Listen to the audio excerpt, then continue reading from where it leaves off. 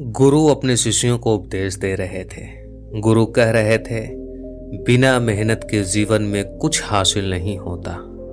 आगे गुरु अपने शिष्यों से कहते हैं, मैं तुम्हें एक कहानी के माध्यम से समझाता हूँ कि कैसे बिना मेहनत के कुछ हासिल नहीं होता।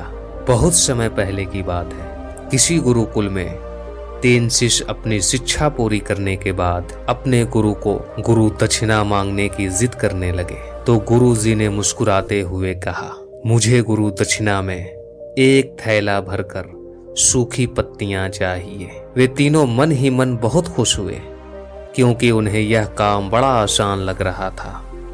जब तीनों शिष्य जंगल में पहुंचे तो उनके आश्चर्य का ठिकाना न रहा, क्योंकि वहां सूखी पत्तियां केवल मुट्ठी भर ही थी। तभी उन्हें एक किसान दिखाई दिया। वे उससे अनुरोध करने लगे कि वह उन्हें केवल 1 थैला भरकर सूखी पत्तियां दे दे। किसान बोला कि वह उनकी मदद नहीं कर सकता है, क्योंकि उसने सूखी पत्तियों का ईंधन के रूप में इस्तेमाल कर लिया है। किसान ने उन्हें एक बूढ़ी औरत का पता बताया, जो सूखी पत्तियां जमा करके कई प्रकार की औषधियां बनाती थी। लेकिन वहां से भी निराश होकर वे खाली हाथ लौट आए। गुरुजी ने मुस्कुराते हुए पूछा, ले आए गुरु दक्षिणा?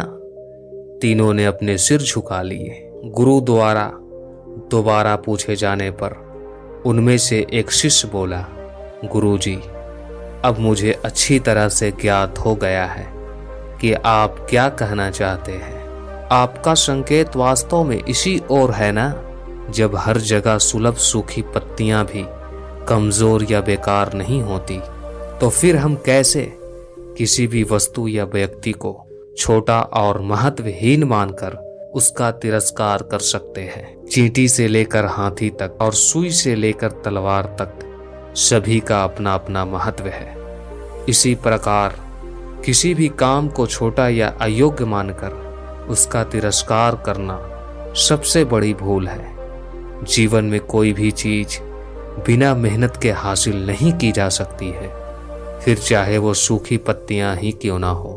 हमें काम क्या है, कैसा है, कितना बड़ा है या कितना छोटा है, इस बात पर विचार किए बगैर अपने कार्य को पूरी मेहनत और लगन के साथ करना चाहिए, क्योंकि सच्चे मन से किया गया कार्य ही हमें सफलता दिला सकता है। धन्यवाद।